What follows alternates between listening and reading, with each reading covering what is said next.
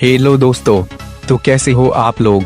एक बार फिर से आपका भाई आपके लिए लेकर आया है कुछ ऐसी जानकारी जो आपको नहीं पता होगी। मेरा नाम है संकेत और आप देख रहे हो स्टिकलर डॉट। तो मोबाइल को डालते हैं फ्लाइट मोड पर और वीडियो को करते हैं स्टार्ट।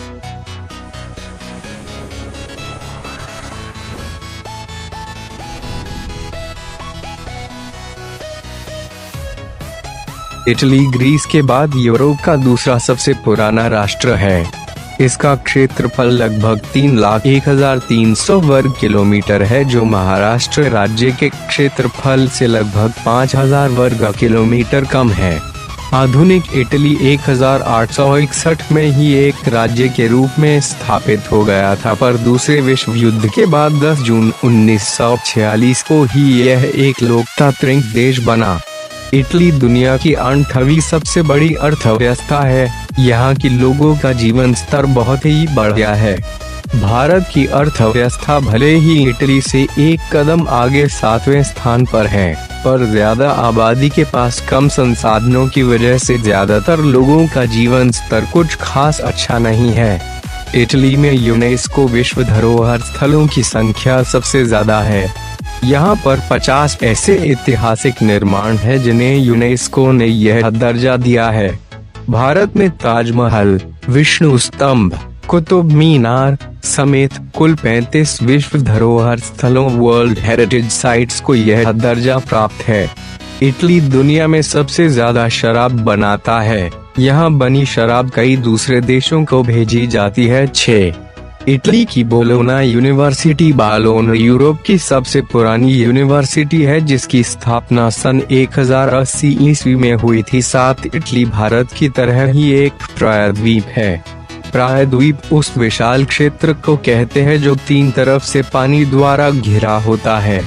जिस तरह भारत के उत्तर में हिमालय पर्वत है, उसी तरह इटली के उत्तर में आल्प्स पर्वत हैं। इटली एकलौता देश है जो 2 देशों को चारों तरफ से घेरे हुए है, वेटिकन सिटी और सैन मरीनो। पहले विश्व युद्ध में इटली के 6 लाख से भी ज्यादा सैनिक मारे गए थे और 10 लाख से भी ज्यादा सैनिक बुरी तरह से घायल हुए थे। इटली के वेनिस शहर में यह कानून है कि वहाँ की हर गोंडोला नाव का रंग काला होना चाहिए। गोंडोला गांदला एक प्रकार की हल्की नाव होती है जिसका चित्र ऊपर दिया गया है। इटली के मिलान शहर में यह कानून है कि वहाँ हर जरूरी मौके पर चेहरे पर स्माइल रखनी जरूरी है, जैसे कि कहीं जाते समय और किसी से मिलते समय। यह नियम शमशान और अस्पताल जाते समय लागू नहीं होता। इटली के शहर फल्सियानो डेल मसिको फाल्सियानो डेल मैसिको में मरना गैर कानूनी है, क्योंकि वहाँ पर सारे कब्रिस्तान भर चुके हैं। अब यह मरे हुए को क्या सजा देंगे, यह समझ में नहीं आता। इटली में एक आदमी को सिर्फ इसलिए गिरफ्तार कर लिया गया था क्योंकि उसने पब्लिक प्लेस पर स्कर्ट पहन रखी थी। इटली में एक रेस्टोरेंट है जो गुफा के अंदर बनाया गया है। विश्व की सबसे लंबी सुरंग इटली से होकर स्विट्जरलैंड तक जाती है। यह 57 किलोमीटर लंबा एक रेल मार्ग है जो आल्प्स पर्वतों के नीचे से होकर जाता है। इसे बनाने में 17 साल से ज्यादा का समय लगा था। साल 2012 में इटली की एक अदालत ने यह कानून बनाया कि अगर कोई व्यक्ति किसी को नो बोल्स कहता है तो उसे सजा के तौर पर जुर्माना हो सकता है। क्रिकेट में नो बॉल क्या होता है यह हम सभी जानते हैं, पर इंग्लिश में नो बॉल्स का मतलब यह भी होता है कि तुम बहादुर नहीं हो, साहसी नहीं हो आदि।